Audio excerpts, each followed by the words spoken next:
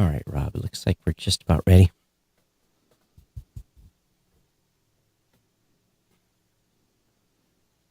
All right, here we go.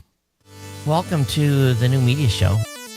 We're back. Doing the new media show again. People are actually going to listen to this junk. We do it live? We're live right now. We'll just do it live. We're going live. We're going live. We just can't get enough. The new media show. Let's go. Just do it live. We're going live. We're going live. Bada bing, bada boom. The new media show. We do it live. Just do it live. We're going live. We're going live. We're going live. The new media show. I'm like Adam Curry, and you're more like John C. Dvorak. I think I am Adam Curry, and you're the old curmudgeon. We do it live. Doing the new media show again. The new media show. Technology. Woo. We make it sound so special. Oh, so special. And here we are, Rob. Yes, we are, Todd. And I have my bag of Hall's cough drops. That's a sign of the times right there, boy. Oh my God, you have no idea. Should we celebrate the reemergence of the common cold? Considering I took 2 COVID tests to prove that it was the common cold, yes. Yes. But I think we're better off with the common cold, aren't we? But I'm going to tell you, this has been going on 6 days. Yeah. And this morning, I thought, I'm good. And about 2 hours in, my side of my face starts hurting, teeth, because it's sinus stuff, you know? Yeah. And for the first time in 20 years, I went and got, some spray you spray up your nose. You're supposed to use every 12 hours. That has given me relief today, but not from the cough, but at least from the blinding headache. But here we are. And oh my goodness, have we got some stuff to talk about. Don't eat me, Tom Webster. Yes, right. We're going to have some stuff to talk about, amongst other things, plus and minus, I guess, positive and negative. But, I flew out to Austin on Thursday and then spoke. Or Outlier, right? Yeah, did the opening keynote Thursday night in front of about 100 people. There was big thunderstorms going in and around Austin. Some people got stuck in Dallas and didn't get into the next morning, but good turnout. Very, very good turnout for this event, and probably 50-50 on new podcasters and existing podcasters. Okay, that's good. But, that's good news. Yeah. It's been a while since that. I don't think that event has been in person in a while. Yeah. But it felt a little, I didn't say anything while I was there, but it felt a little pitchy. I didn't do any, I tried, you know how I am. I try not to pitch. I go to try to teach and inform. But yet it just seemed like every speaker that came up was pitching. And it just kind of, it is what it is. But, I understand people need to be informed, but most of these folks, they're there to learn something. And you spend 10 or 15, or, you spend half your time pitching and the other time teaching, it's a little weird. Yeah. Yeah, I agree. I mean, I think we have seen a little bit of a shift, and I think it's being driven to some degree. Pay to play kind of models have become. I don't know if they were pay to play. I don't run that ship. I don't know that that's the case either, but I think it's the culture of pay to play on the speaking side. I think it's the blending of the economic sponsorship with the content of events. Yeah, and I think that has been happening more and more in the podcasting space over the last 5 to 6 years. I don't know if that contributes to it or not, Todd. I don't know what you think about it. Well, it's just possible. I sat and listened to every speaker, and there was some things that I raised my eyebrows a little bit on. Mm-hmm. There was a company there. It was kind of funny. I don't even really consider them a competitor per se, because they're a hosting company, but they do things a little different. Mm-hmm. They had copied, our show notepads we've had for years. Oh, I think I saw your post about this. Yeah. They had copied it word for word. The only thing they just changed out the header and the footer. I thought it was pretty comical. I brought one home, and it was it was a pure rip, but it's just like, So when I see that, I kind of get a little like, okay, how much of the stuff this company's doing is original and how much of it's repurposed? So I'm not saying that's what they're doing, but it made me wonder just a little bit. Well, I guess if you did it right, I guess it's a form of flattery, right? Yeah, I guess you can look at it that way, Right. And someone said, "Why are we still using paper?" Well, it's probably true, but a lot of people like to write stuff down. Yeah. Oh, yeah. Nothing wrong with paper. No, not. I mean, I guess if you're against cutting down trees, yeah, that would be the only reason. Yeah. But to be honest with you, I came back and saw this fire shitstorm of commentary that was surrounding the situation at the Podcast Academy. Well, I don't know if it was a combination, I guess, between the Podcast Academy and the other participant right in that whole thing. And I know that there's a couple of personnel issues, right, that we want to talk about today. So that's certainly one of them. So, if those of you that are not knowing what has happened, Daniel J. Lewis has been voted off. I guess that's the kind way to put it, off TPA. And he was given the first option to resign, but he opted not to. So now here's the thing. Full disclosure: Rob and I have known Daniel for years. Yeah, and there's been no secret about Daniel's religious leanings. There's no secret there. There was nothing, but I think. Don't think that was ever in consideration. No, for his acceptance or being a potential voted in member on the board. Right. But I think there's when you take on a role that's in a public facing community and you have you are in a position, like for me, I'm the founder and CEO of Blueberry Podcasting. So what I say reflects on the company and can and will hurt me if I'm not observant of what I say. Yeah, that's not necessarily censorship. That's actually just, Well, no, it's respect for your position and your role with your company to do the right thing for the company, right? Right. And we've all written tweets where we got to the end of it and went, probably shouldn't have said that. Probably, right? Or not hit send. Yeah. And I find myself, when I get very passionate about a topic, then I even now, it took me a long time to learn this, to really push the keyboard back. Right. Take some time. And think about it. You respond in an emotional way. Right. And that, in essence, is maybe what Daniel doesn't fully realize, and maybe even at this point. But I think that I saw the tweet, I saw it was said, and I did a cringe when I saw it. And but at the same time, I'm also been in this space long enough to know, we've talked about on this show, what you say, the free speech has its consequences. If you say something that is, taken and interpreted, or however, it doesn't matter, perceived, right, outright, it all blends together in the end. In the end, and then watch out. I had a social media thing happen to me 3-4 years ago, and it was a off remark that I didn't even think was offensive to someone, but someone took offense to it.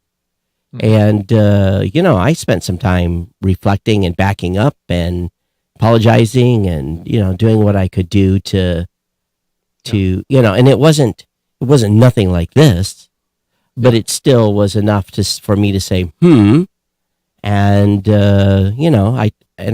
I've learned over the years, no matter what, you have to be, you have to think in multiple levels. Right. Yeah. And, so, it's sad. And I'm sure that he's going to spend some time in the doghouse trying to figure out. I just, Daniel, I know you're listening to the show. My advice, again, this is personal advice. My advice is, maybe take a sensitivity class or two and get some, take some time to reflect. I think that would go a long ways. Right. I think at the end of the day, it's really about putting yourself in someone else's shoes. Sure. And think about what your words might make someone else feel or experience. Yeah. And not be so centered on your particular agenda or goals to push forward a certain thought or a certain outcome or judgment on others. And I think that's where Daniel, I think, struggled on with this. And I think it just pushed buttons that really didn't need to get pushed. Right. And especially given that he's a representative of this group where he knew the mission and the values of the group that he was now associated with. Mm-hmm. I was there over the weekend when this board meeting happened. I'm on the board. I was there with Daniel. I gave my testimony to Daniel directly. Daniel gave his pleading to the board and his position to the board. So he was given full access. He actually was part of the vote that actually removed him. So he was able to vote.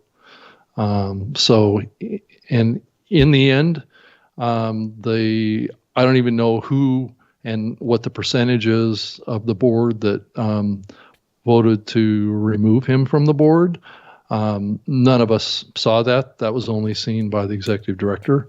And it, for me at the time, was a very sad moment, and it was a very disheartening process to go through because, like you said earlier, Todd, I've known Daniel for a very long time, and I know his contribution to the podcasting medium over a very extended period of time, and I was excited to see him being a part of the board. But I'm not sure that he fully grasped what that responsibility entailed. And that's,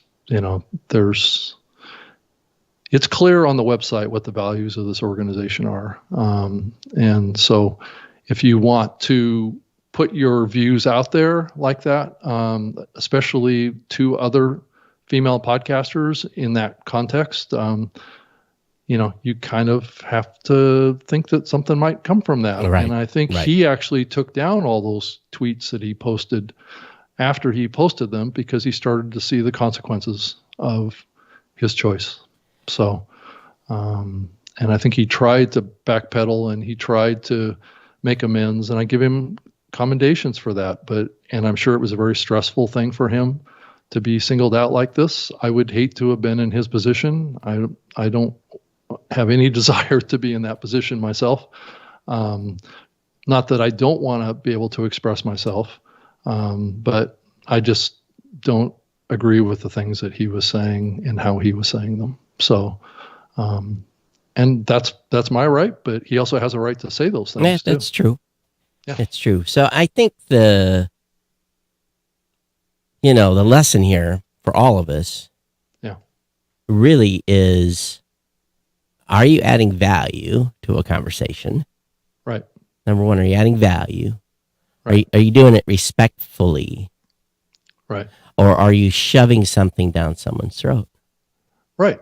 And if you're doing 1 and 2, you're probably okay. But if you're doing number 3, you're probably off base. And if you use language, right, that's inflammatory and insulting, yeah, then,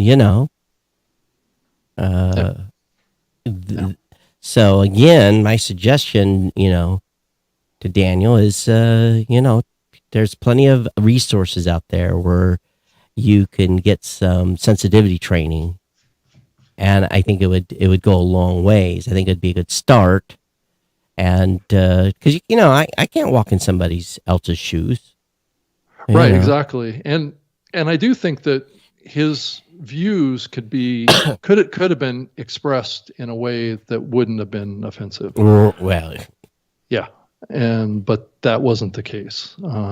Again, when you're on the keyboard writing in the heat of the passion, and all of a sudden you get done and go boom. That's right. It's gone. It's there forever, no matter what. So it's a hard lesson to learn. It's a hard lesson to learn on a stage like this. Right. So take pause, take some time out, and it's not a death sentence. It's not it's not. And well, and he's got his supporters out there that are supporting him in commentary online that I've read, and I've participated in some of those threads of conversation, trying to portray the accurate truth of what happened with Daniel, not because there's a lot of kind of speculation out there about what's going on with the Podcast Academy and how it all worked and all this stuff, but a lot of that speculation is just not accurate because they weren't there. I was. So, and so that needs to be communicated too, that he was given an opportunity to participate in the process. So it's not like we just pulled the plug on him, without involving him. So, I think too, it's a good reminder to everyone that if you're going to be representative of an organization, then you need to take that pretty seriously. And even though you may have strong political, religious views, and you can have those. The key is there's a time and a place. Yeah, when it's appropriate, when it's not. Right. I 100% agree with that. Yeah. So and we live in a world today where people live and die by the keyboard. Right. And what you would say out of your mouth may not be. It could be interpreted completely different than what you put on the keyboard. Right, and I did get this thought about, well, what if Daniel said this stuff in a podcast? Would that have made a difference? I guess it depends. Again, it's about context, inflection. Right. The prelude, the post, because you have more space to talk instead of 256 characters or whatever it is. Well, he made these comments directly to a female member of the podcast community in a threaded conversation on Twitter. Right. So it wasn't like he just was making his views heard in his podcast or something like that. Which I got could it. Be right. So that woman took that as almost like hate speech towards her. And that's how it got taken. I could see how that would be interpreted. Absolutely. Right. I saw the tweet that was posted on the petition. Right. So I understand completely, So yeah. Well, it's too bad. And it is too bad because Daniel was going to be the chairperson of the membership committee of the organization. So it's a big loss for the goals that I had for the organization of wanting to make sure that the independent producers were strongly represented. Not that there isn't the case the board is stronger than ever with independent podcasts. So are they going to go down the list and bring up the person that would have gotten elected had not? Are they going to do that? Are they going to try to fill that spot?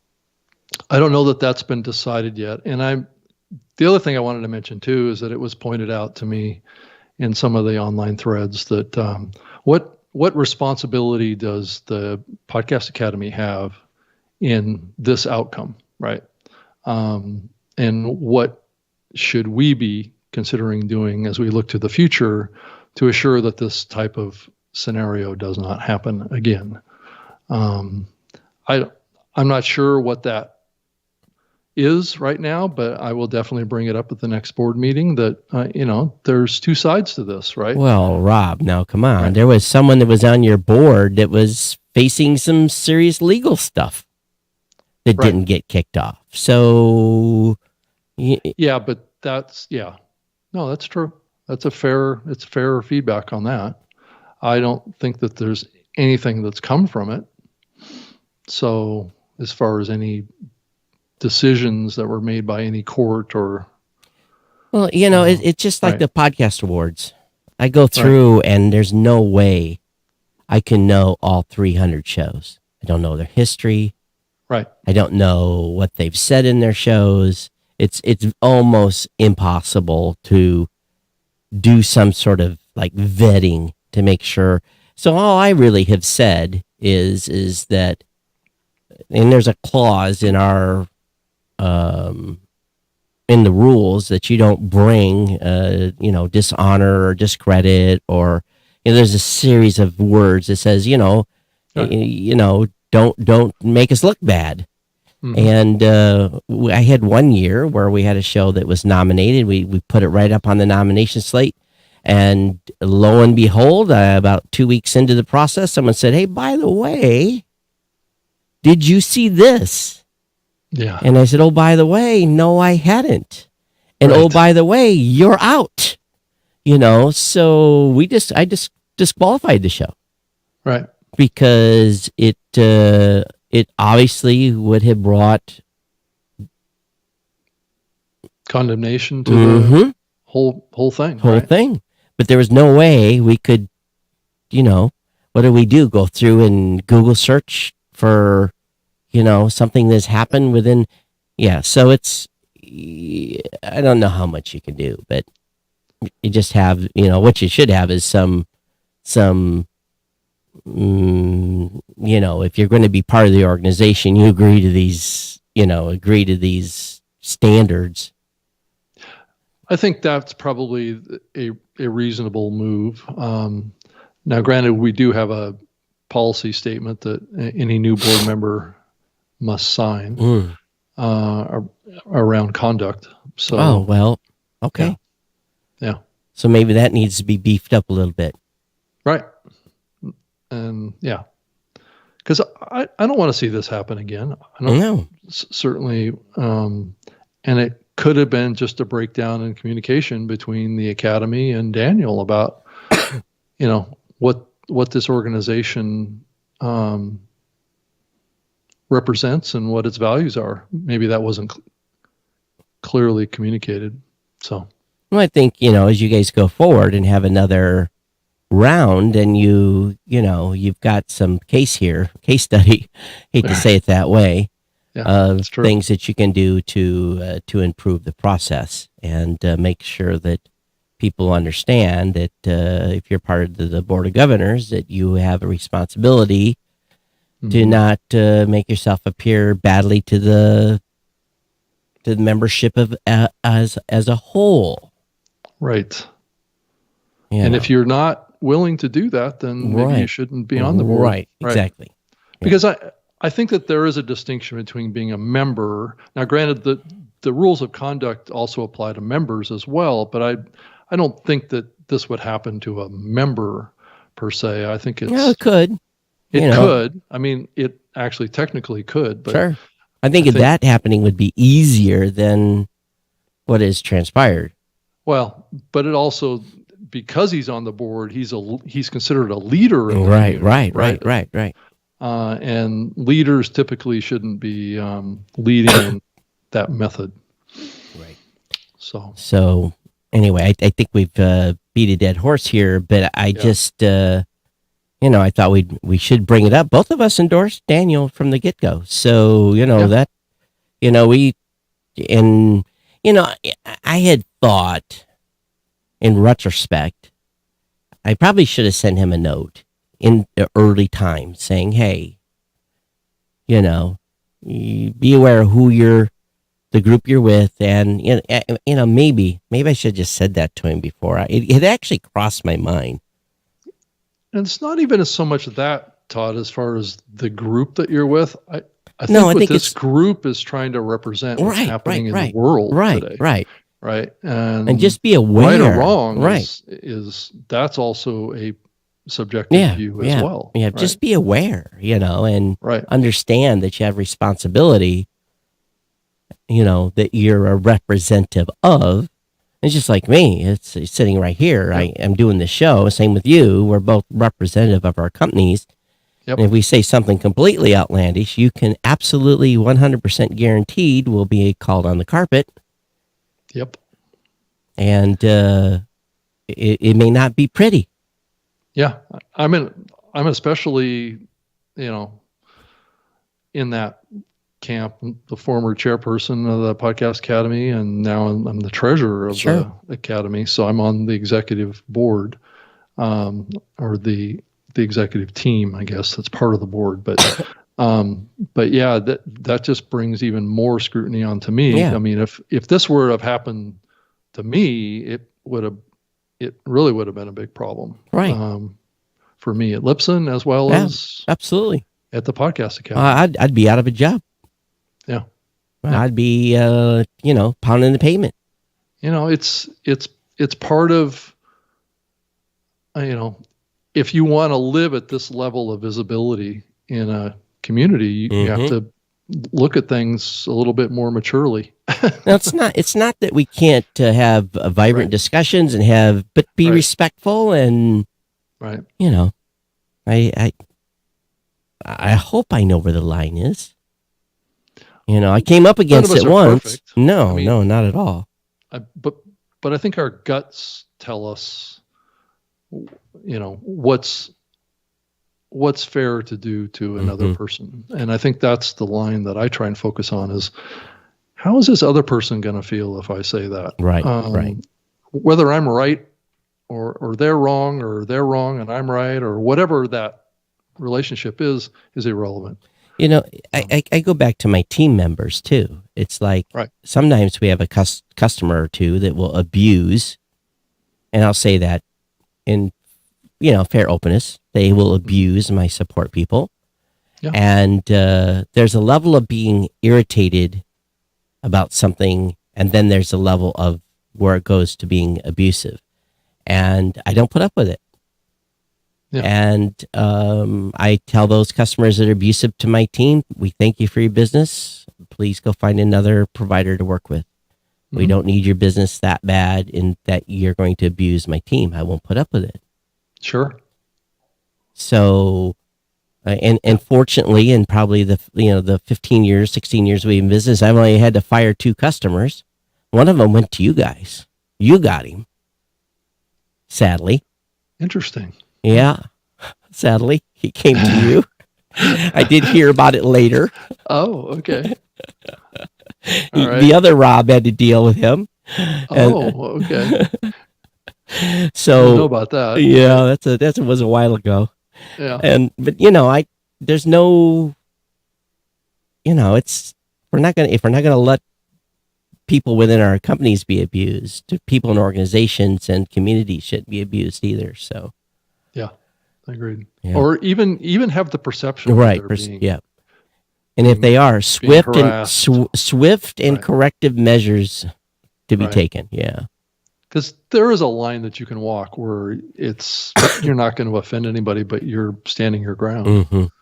I think it can be done. And there's some conversations you just shouldn't get into. Right. Yeah.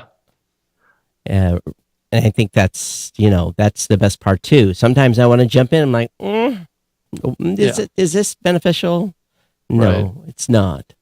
Right. So let's move to the shock. Let's move to the shock and awe. Don't eat me, Tom Webster. Holy crap! Not in 100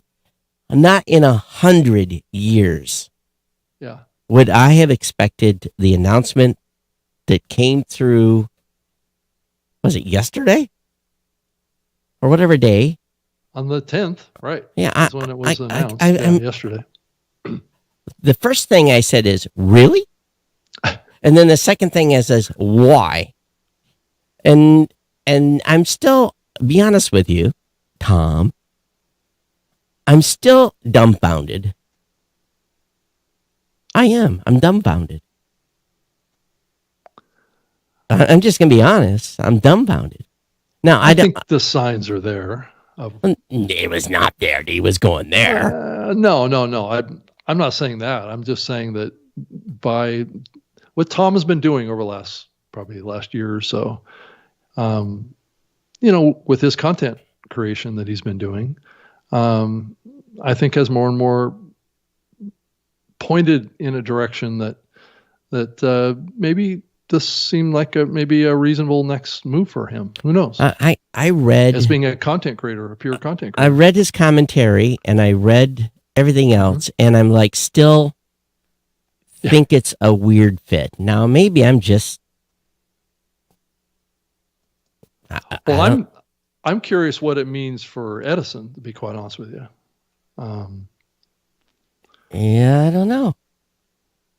I mean, Edison has been such a strong research resource for the podcast community. What does this mean? I know that at NAB, we had Tom's boss, the president, Mr. Larry Rosen, on the show. Mm-hmm.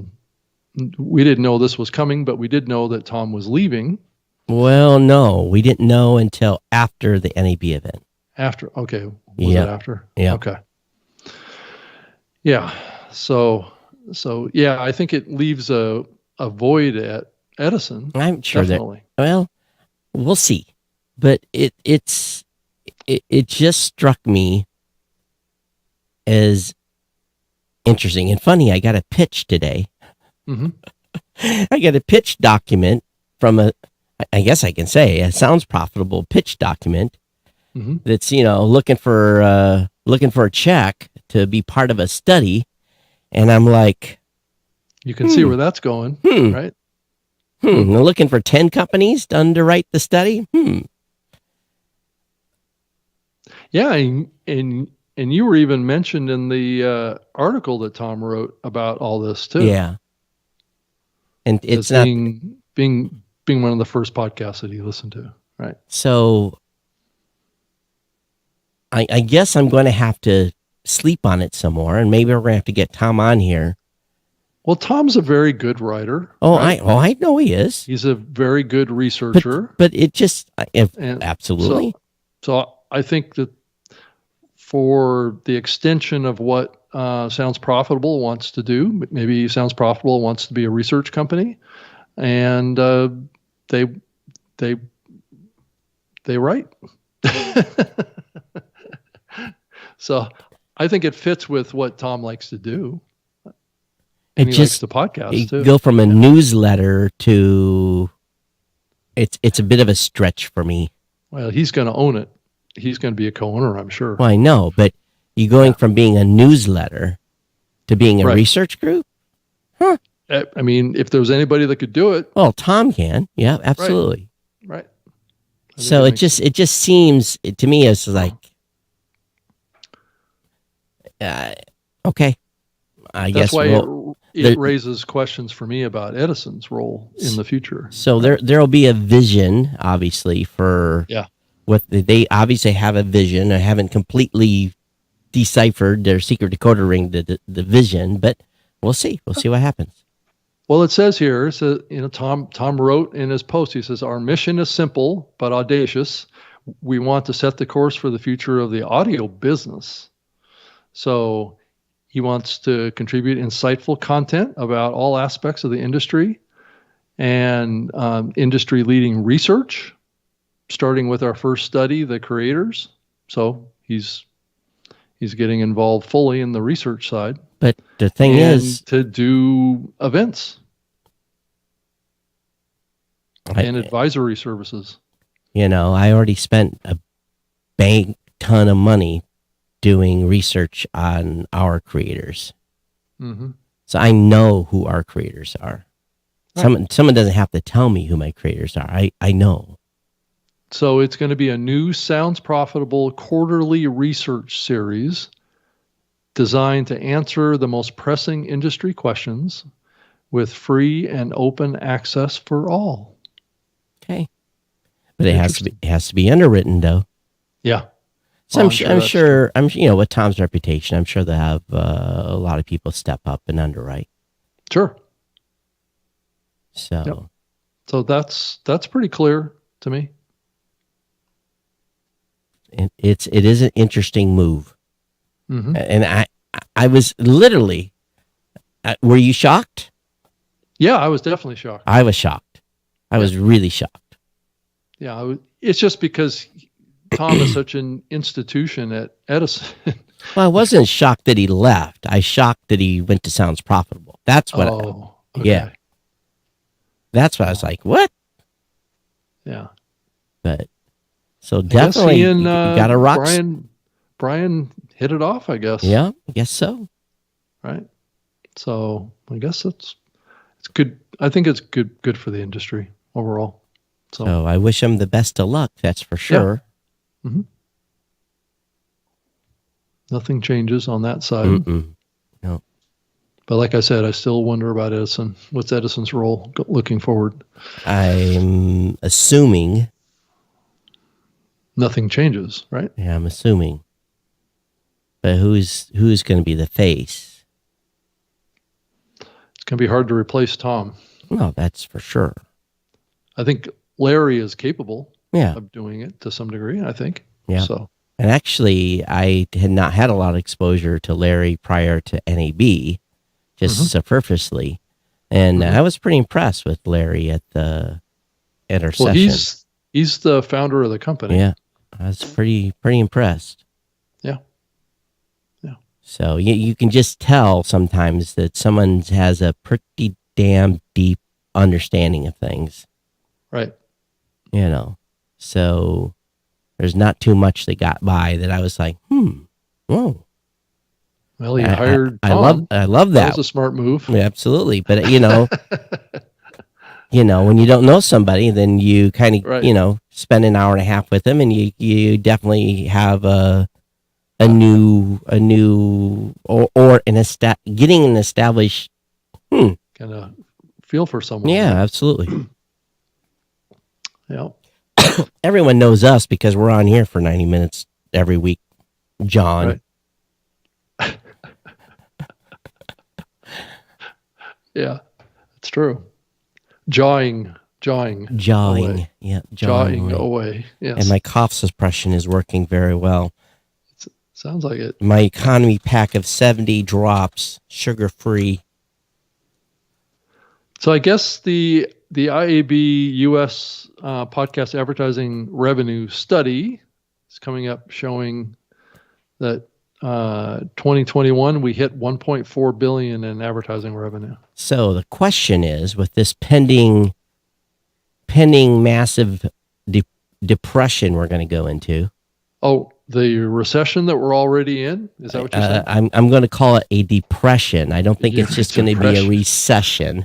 Have you been to recession to depression? Rob, okay. I went to the grocery store at 10 o'clock last night. Yeah. And I walked through and I was like, nope. Nope. Oh, I need milk. No. Yeah, the milk was $2.09, so I was okay there. But it was just like certain things I went to reach for. I'm like, holy. And push so the bleep button. So I bleep myself. So right. And I'm usually like 4 bags of chips and some cookies and And I'm like, I left with no chips, no cookies, So if I'm drawing back on stuff, then, we're definitely headed for I think we're headed for a deep recession is what I think. Because you look already, it's been announced, Facebook and all these other companies are saying, whoops, we're pulling back on hiring. So if they're slowing down and they've said we're not doing anybody new, we're actually going to slow down in mid-level, blah blah blah. That to me tells me that the job market is maybe not going to move very quickly here. Yeah, I hope it doesn't go negative on us. Right. Well, we'll see. The podcasting space did pretty well in the last recession. We survived and it was and made it through with very few issues. I'll say that for us, we were not impacted heavily. So the question will this advertising piece? Now, here's the thing. Advertising wasn't really hurt on the last depression either, but we didn't have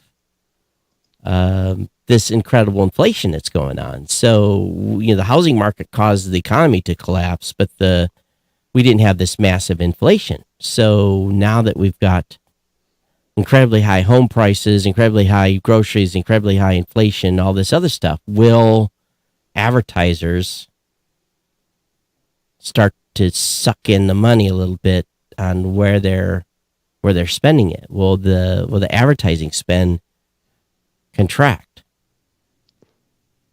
Yeah, it's an interesting thing to think about. That's for sure. And not sure that we know the answer to that because I'm not sure that we've seen it yet. And the next question is, will content creators start looking at their podcasts and say, is this a necessity like Netflix? Because we already know people are bailing on Netflix and they're bailing on all these subscription platforms. If people start losing their jobs. They're tightening their belts because they can't afford to buy groceries, so they get rid of things that are unnecessary stuff. So will that happen on the creator side? I have a hankering it won't, because your podcast can be a hedge to a new career, to new potential. So I think from that perspective, the podcasting, it can be your career too. Right. And I don't think we'll get hurt there, but I just wonder about the advertising piece. Yeah, I'm probably a little more concerned about the brand's pullback.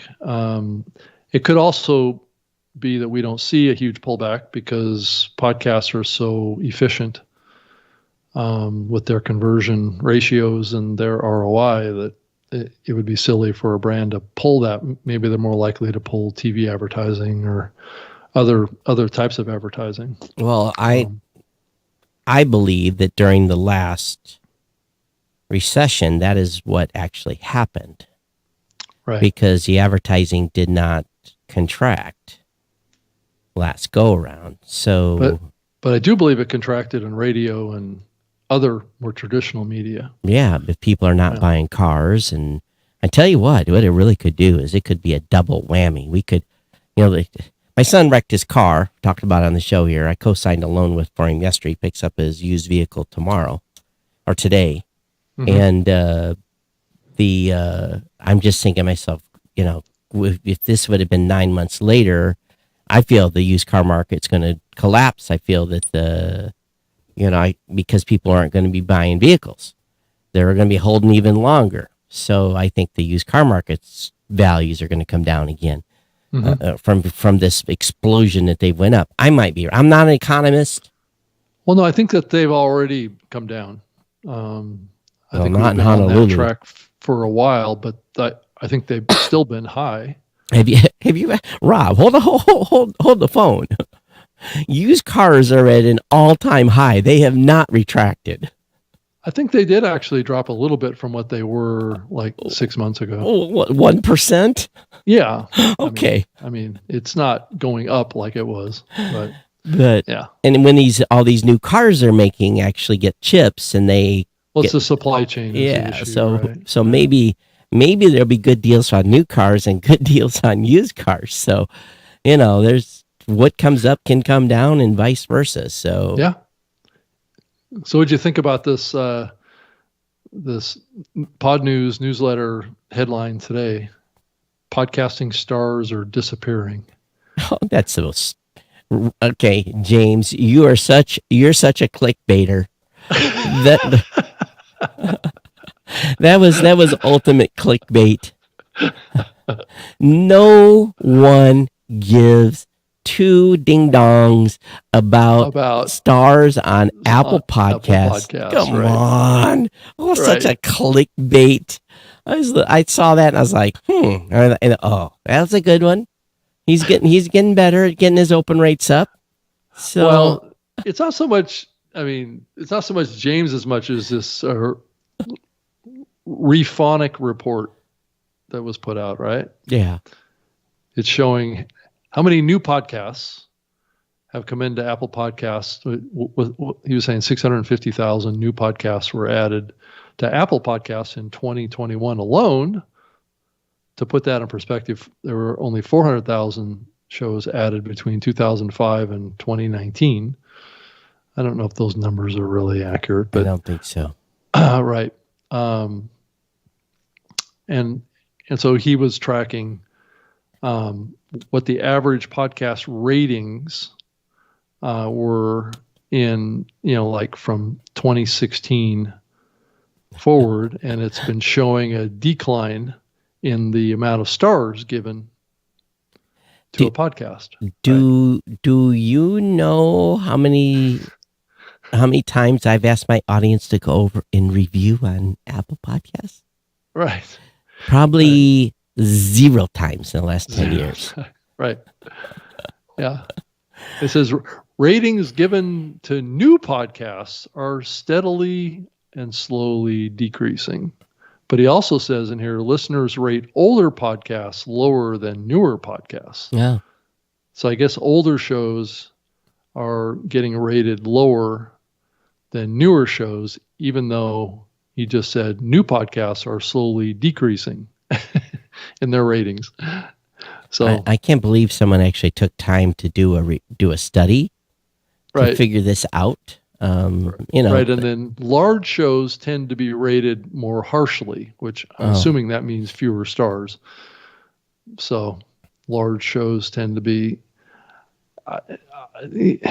yeah, I'm not sure what this means. So I do have a confession to make. Yep. You're going to be shocked. I will. Yep. Are you sure? Yep. Episode 1600, I recorded Monday.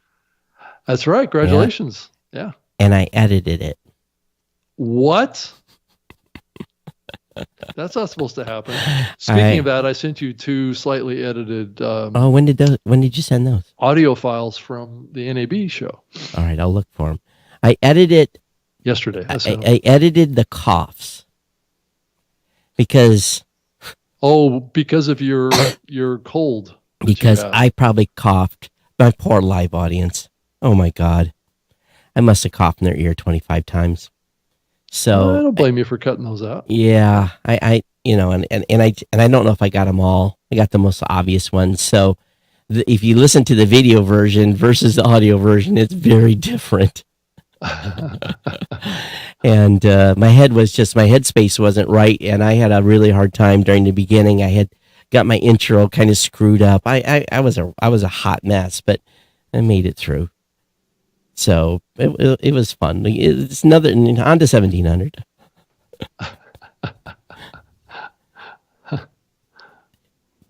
Yeah, did you see this post about Acast? I thought it was interesting that they're focusing their efforts on trying to target shows based on conversations. Yeah, contextual. Contextual context around advertising. Yeah. It's okay. Conversational targeting. People get kind of weirded out about that. It's the I same. guess Todd, I think as we come into an era when privacy is a concern, user targeting using personally identifiable information comes into question. I guess we have to be thinking about other methods. Well, right? since we've been talking about Hall's cough drops. If we were on Acast, they could run a Hall's advertisement at the beginning of the show. Todd, they should just pay you for your host endorsement. That's right there. Yep, they should. That's probably worth. I just subliminally made people that was watching the show go out and buy Hall's. And those that listening thinking about getting it the next time. So I should. That's $10 for you, Todd, right there. 10, only 10. That's all I'm worth is 10. Based on this show, per 1,000. Per 1,000. Okay, well, they can send me a couple $100 check. Then that'd be okay. Yeah, there you go. Yep. What else do we endorse? Well, we do five more during the show.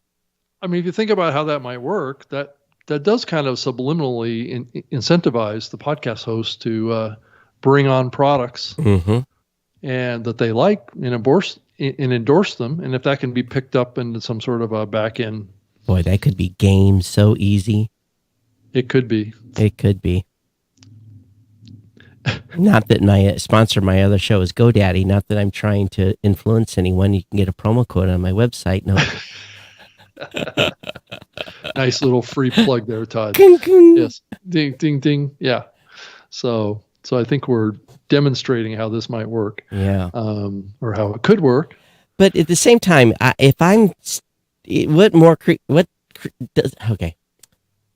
what really creeps me out is if I'm talking about something, if I'm on Facebook talking about something, if I'm searching for something, and all of a sudden those ads start showing up in my sidebar.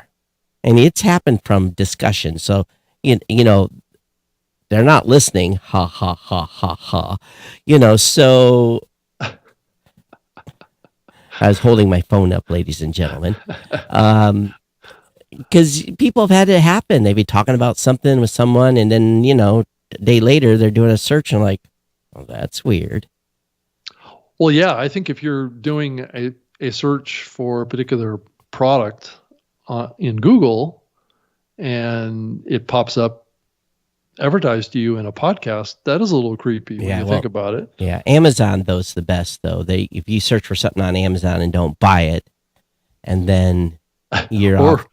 Or even worse, you search for something on Amazon and you buy it, right? And then the next day you still get an ad for the same product. Yeah, right? that's a fail for sure. Maybe they want you to buy it twice, Tom. Yeah, right. But is it as creepy to have a topic or a show that you listen to that mentioned a product? You see an ad for that. Later, or is that if you see an ad off the podcast, now that's really creepy. So let's say a podcast you listen to casually mentioned Hall's. Sure. Right. And that gets picked up by this conversational targeting algorithm, and it gets mapped to you somehow. Oh, they easily map it to you. If they're not doing IP targeting, that wouldn't happen, right? Rob, if they're not doing. If. Right. Yeah. I thought that was the whole point of doing conversational targeting. So you didn't have to do IP mapping. Well, if it's being run in the show, that's one thing. But if you get retargeted with Hall's 2 days later, then that's a whole different level of creep. Of creep. Right.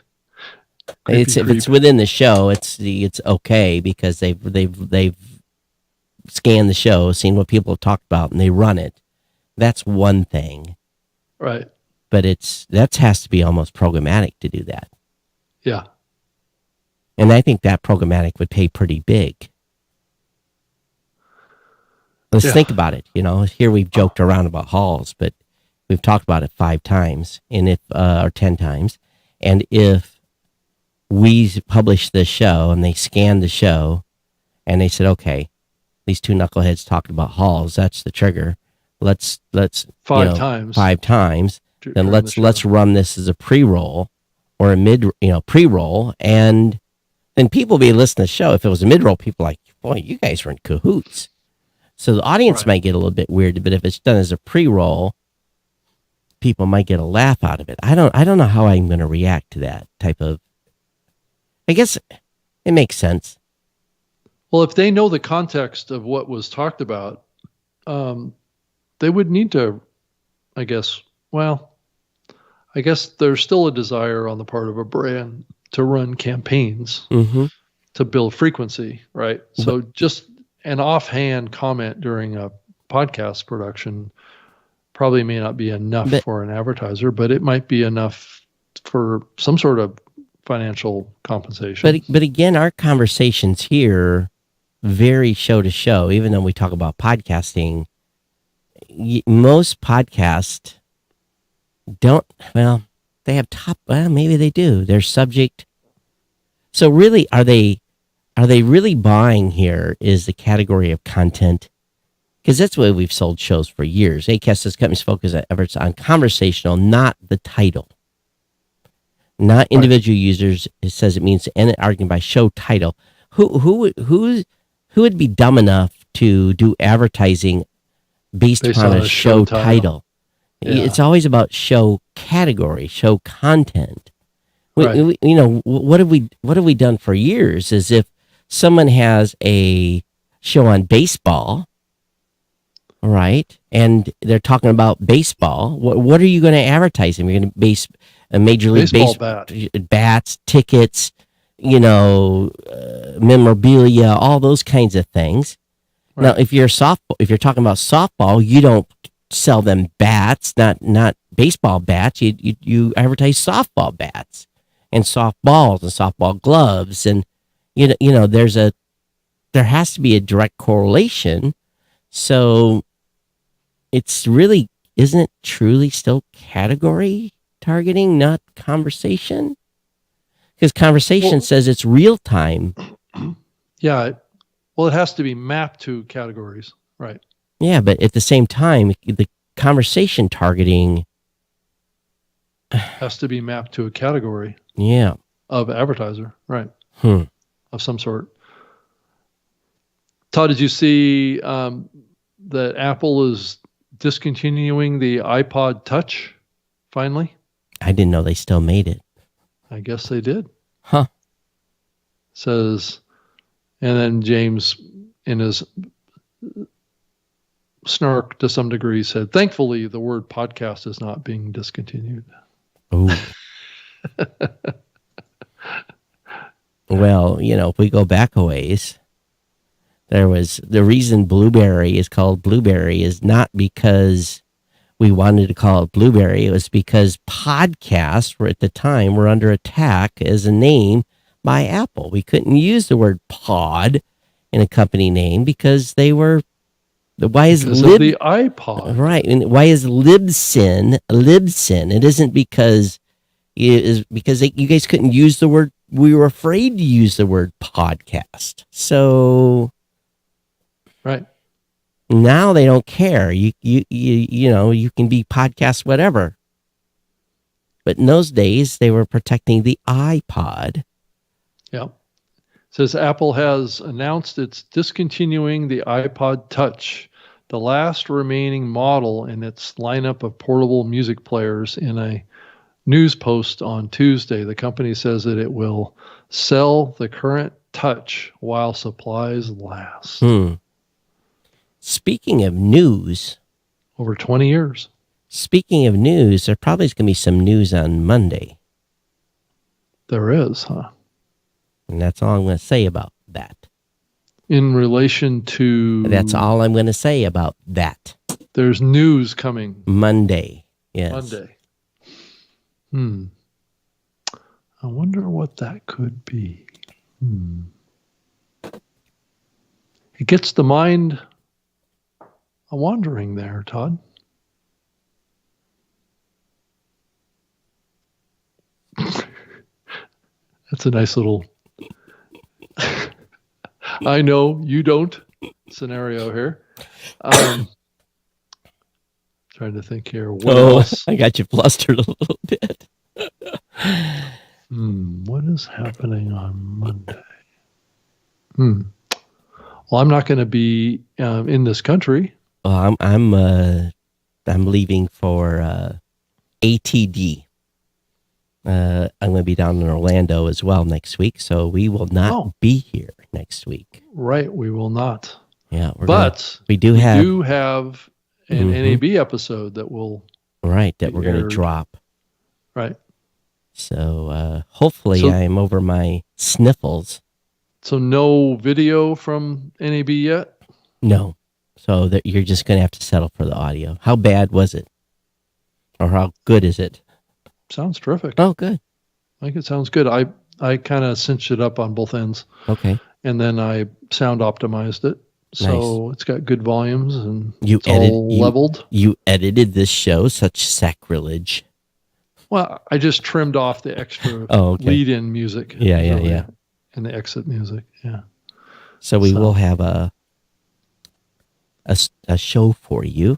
Which one should I run? Probably run the first one, the 24th. Okay. Both of them were good in their own way. Yeah. Well, the one on the 24th is the one where we talked about kind of the podcasting market. And then the one on the 26th, we talked about advertising. Yep. So. Now, here's an interesting thing for you, Rob.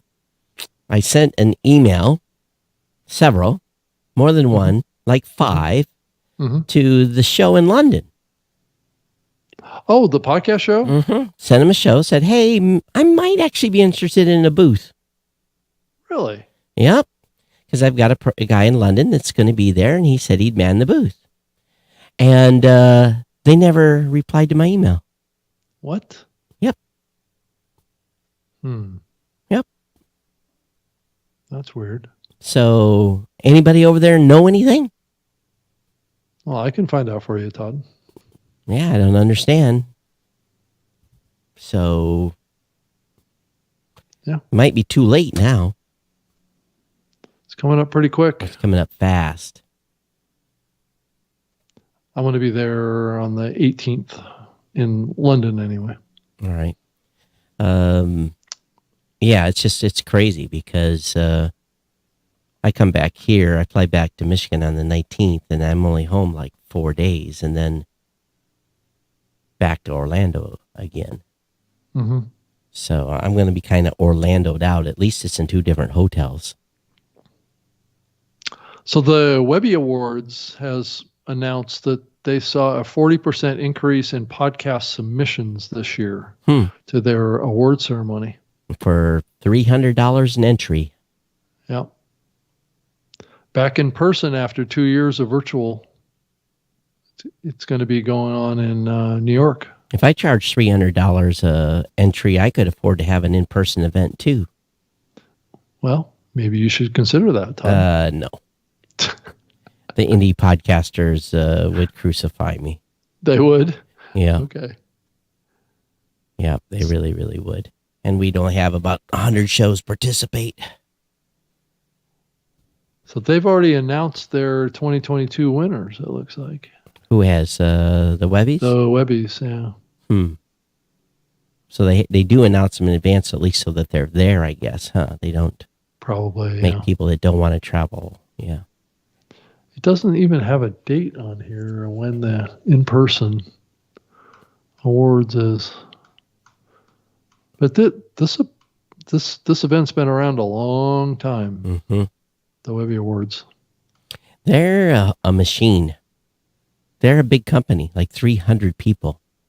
So those $300 entries that people apply for the Webbies and stuff goes to a very much for-profit company. And, I guess maybe someday I'll just have to not step on the sword anymore and, and make the People's Choice Podcast Award something that is a business, a true business. But then I'd have to devote more and more time to it. Right. which I don't have already. That's always the trade-off, right? Yeah, it is. That's exactly it. So I think that there was a this discussion about Wondery doing some shows in Dolby. Oh yeah. Do you remember our Dolby conversation on this show?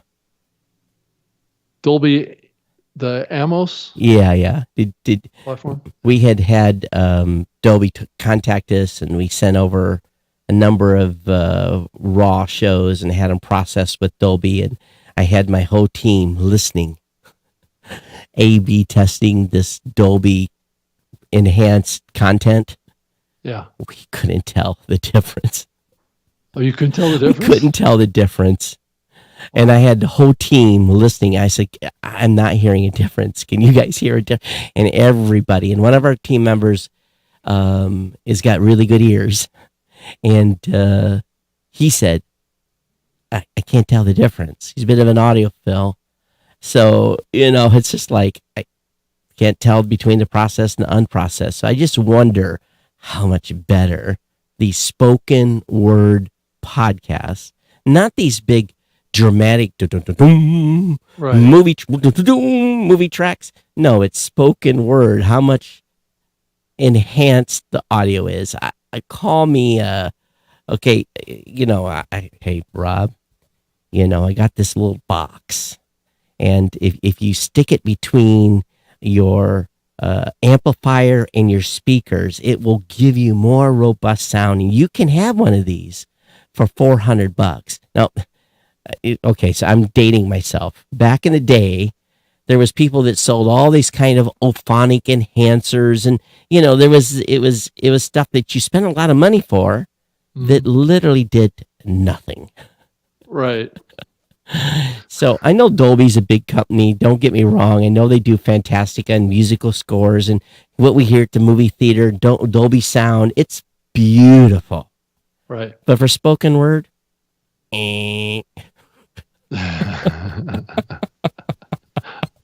Yeah. Well, it's like a checkbox, I guess. Yeah. Right. It's like it's Dolby Atmos. So, some people have good nose. They can smell wine.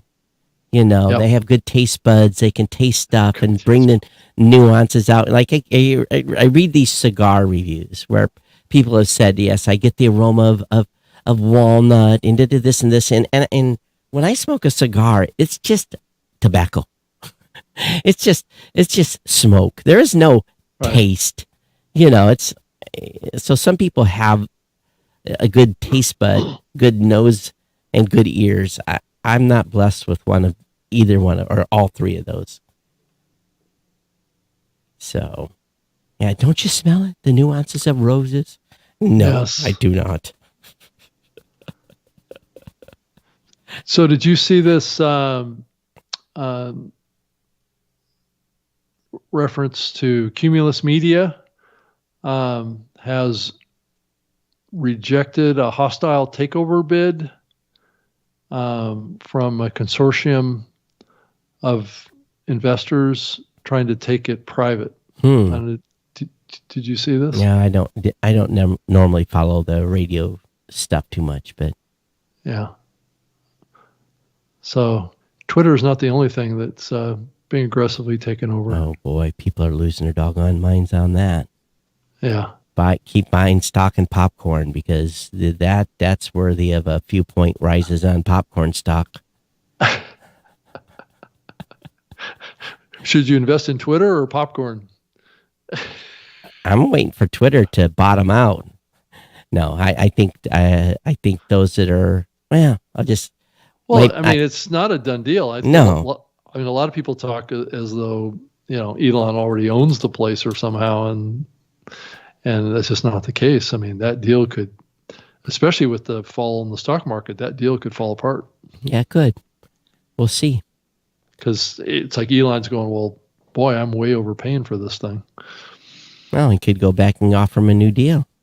He save some money. Right. That stock is like way off. So time will tell. I think the thing that the one piece of news that happened a couple of days ago was TikTok announcing that they're going to do ad revenue sharing with creators. I didn't hear that hardly anywhere. And I thought, that's pretty cool. I've actually bought a couple things off of TikTok ads. Wow. They targeted me real well. And you know what it's been? Clothes. Men's clothes. Oh, really? Yeah. So they got my number. They know that I like shoes and shorts and stuff like that? Shorts and pants. No shoes yet. That's what's been targeting me lately is shoes. I don't need any shoes. That's what they were advertising around Mother's Day was, you need some new shoes. That was what was hit me. But I bought a few things. And I usually don't get sucked into those, but TikTok's made it pretty convincing. So Todd, I haven't heard the episode yet, but I guess I somehow was mentioned in the Podcasting 2.0 podcast with Adam Curry and Dave Jones. Oh, in a good way? Talking about the need for me to be defragmented. I'm not quite sure what that means. To be defragmented. I haven't heard. I got a tweet about this, and it showed like an animation screen of a Windows defrag process. I haven't seen a hard drive defrag in 10 years. Well, that's interesting. So that you needed to be defragmented, huh? Yeah, I guess so. So there's something about my podcasting that needs to be defragmented. Well, you're going to have to go listen in and report back. I'll have to go and listen to that episode. It's episode. If you wanted to go listen to it, whoever listening to this, it's episode 84 of Podcast 2.0. I guess there's some perspective that those two guys have that I need to be defragmented. Oh, so they didn't include me in that discussion? I don't know about that. It was only in reference to me. Oh, so you have said something to get upon the Podfathers. I don't know. It says at Rob Greenlee, have you been defragmented yet? Martin Linskog wrote. I will share a clip from episode 84 of Podcast 2.0 with Adam Curry and Dave Jones. Oh, did he share the clip? Not yet. Oh. So I guess he is doing something with, I guess, a podcast app called Fountain. Yeah, Fountain. Yeah. It's a Podcast 2.0 that you can boost. You can boost this show on Fountain. Please do. Those of you listening on Fountain, boost the show. So is there a way that you can defrag a podcast in that app? Defrag. Well, that's the terminology that's being used here. So I told him I was happy to. I told him defrag me as much as you want. Go for it. So I'm doing Fountain Podcast app. Defrag. What am I getting here? Must include the word defrag. Defragmented. Okay. Nope. I don't see anything. So it must be the context we have to look at, not the feature. It's not a functional feature of this new app. Not that it's not. Well, you can share podcast clips and support your favorite creators with Bitcoin, so you can send us Satoshis. Fountain helps creators get paid by their biggest fans and engage with their audiences.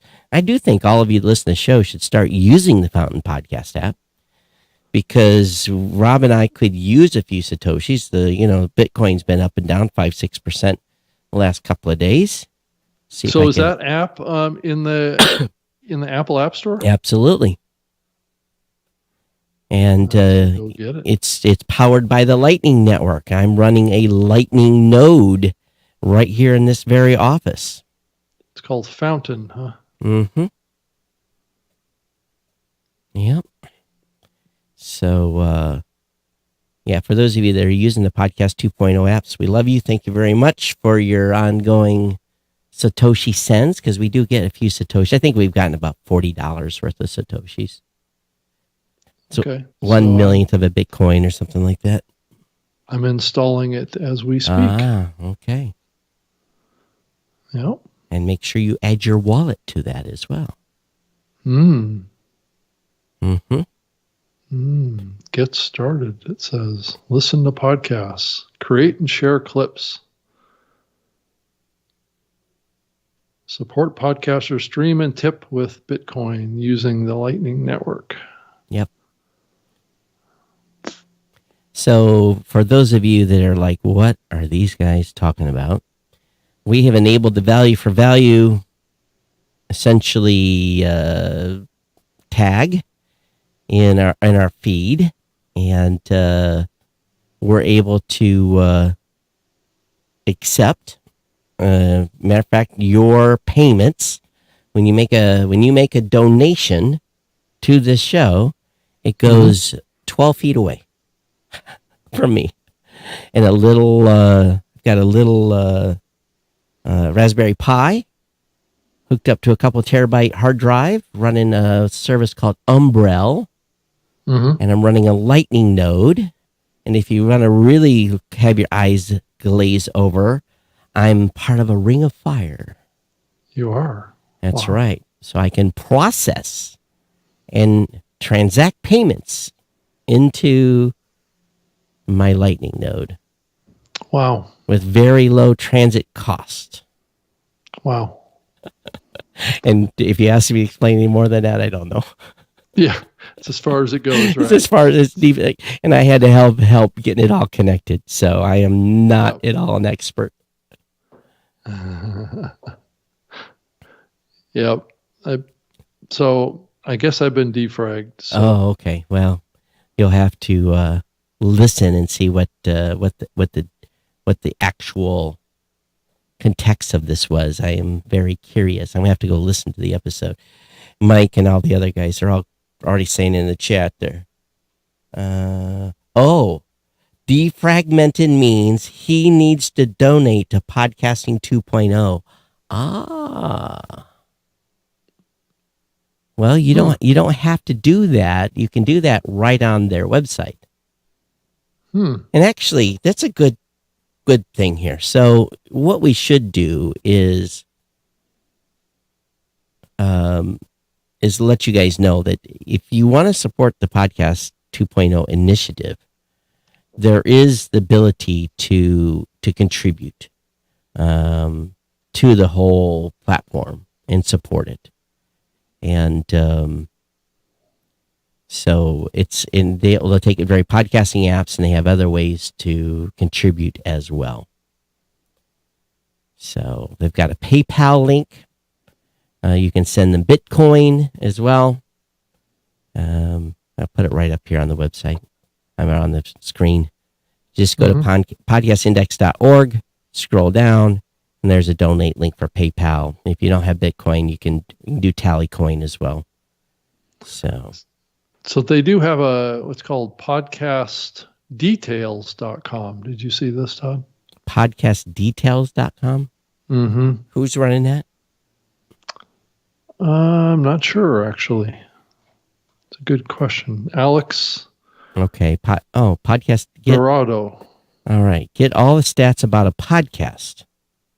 All right. So let me go grab our feed, and let's see what they know about us, or what they It says enter the RSS feed of a podcast and see all their public statistics. Okay.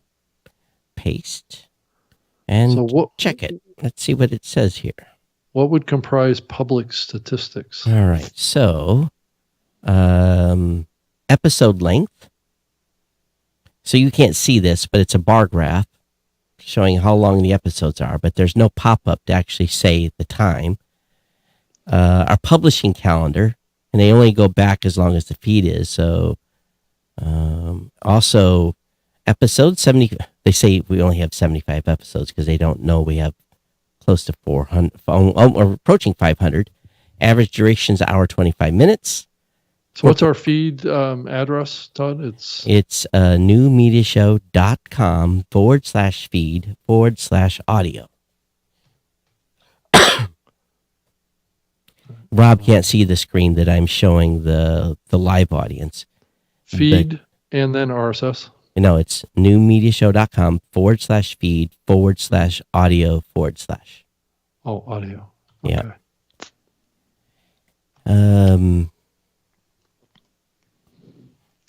They actually have words in here.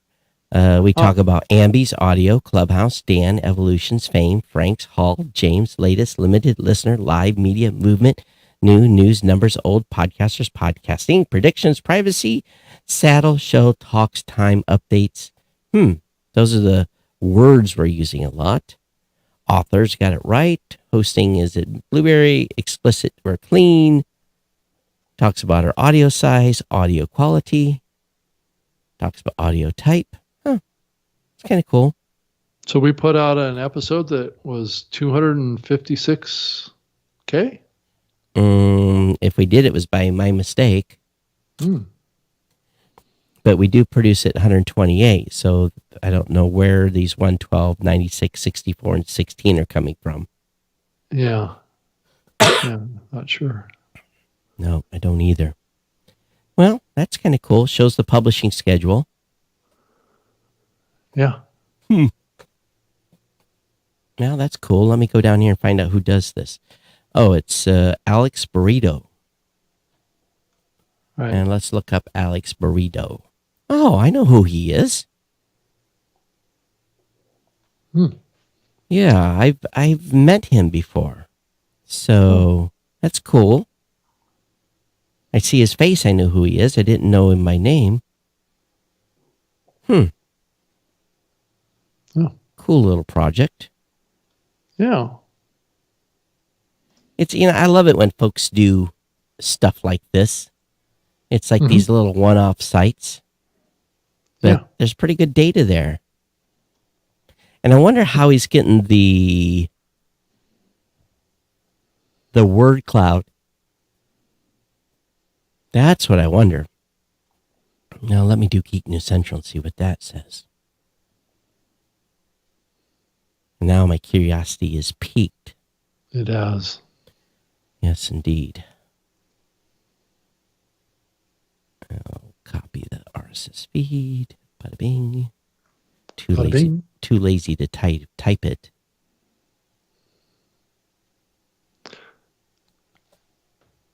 I guess iHeartMedia podcast business brought in $69 million in revenue in the first quarter. 12% of total revenue. That's pretty impressive. Of the whole company, which the radio business brought in $416 million. But the company posted a net loss of $48 million. So here's my title word cloud for my tech show. Amazon, Apple, Billion, Elon, EU, Facebook, Hostile, Launch, M1, MacBook, Mass, Musk, Will, Twitter, Space, Satellite, Russia, Poll, and Pro. Oh, let me tell you something. Something very interesting happened last night. This is in regards to my Starlink. So Starlink story. Yeah. So my my sister, my God, lives close to me, and she bought a Starlink as well for her household. Right. And her husband finally got around to putting it on the roof yesterday, and I wasn't at the house. I was out doing. I was out, and all of a sudden I get this notification from the Starlink app. It says join the mesh network, and I'm like, what? So I opened the app, and it said such and such terminal is trying to join yours as a mesh network. And I'm like, okay, so normally the way a mesh network works is you have a single base, and then you have other mesh devices that are basically around your space. I live in a 2,000 square foot loft. I only need one Wi-Fi. I don't need 5 because I don't have walls. And so I don't need a mesh network. But it tried to make a mesh, and actually the app said, unless you're a mesh customer, do not join this, deny. Gave me this warning. So I got to thinking about that for a second, and maybe someone, and I made a tweet about it, but no one has really replied. The only thing I found out on Google was they're experimenting with mesh with Starlink. Oh. And so probably the beta feature is there in my terminal.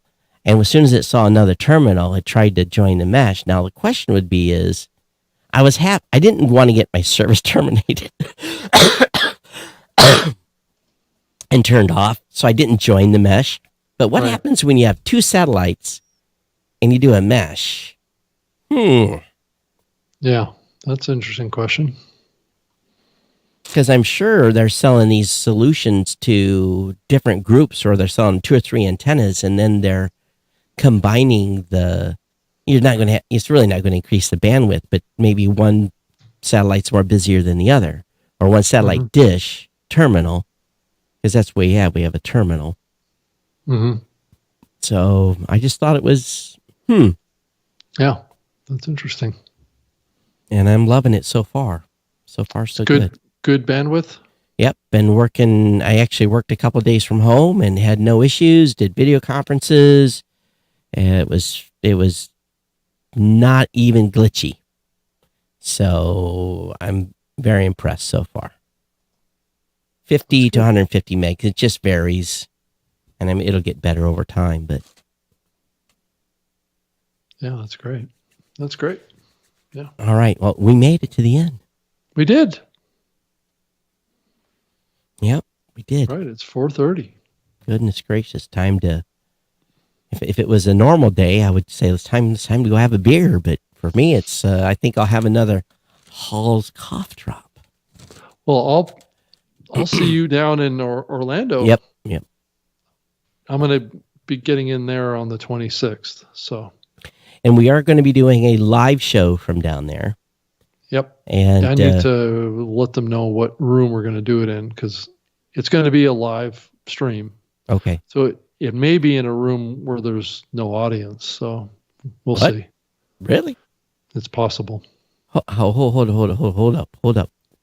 How's that possible? Because I guess their live stream presentation stage, I guess, doesn't have enough room. Oh, that sucks. For an audience. That sucks. Yeah. So I don't know. I'm still trying to sort out the 3 different room options that we have. Do we have guests lined up already? Not yet, but I'm going to try and do that here next day or so. All right. I'm not sure who's actually going to be there, so we might end up grabbing people and saying, "Hey, you want to be on the show?" Yeah, we might. So we'll see. We'll see on that. Yeah. All right. Sounds good. Okay, everybody. I'm Todd at blueberry.com, BLUBRRY.com, at Geek News on Twitter. Yeah, I'm on Twitter too, at Rob Greenlee, and you can find me over there. And then you can send me an email to robg@lipson.com. Always happy to hear from you. So shoot an email if you have anything to share. And of course, if you're not follow or subscribe to the show, do that at newmediashow.com. We appreciate it when you do. Rob and I are also not so proud. We definitely take donations. That link is available on each and every show notes. If you haven't taken our survey yet, please take our survey. We're going to start talking about survey results soon, because some of you have taken the survey. So the listener survey is in the show notes at newmediashow.com. You can grab it from the last episode or this one. Please take our survey. We know who you are, but we want to know who you are.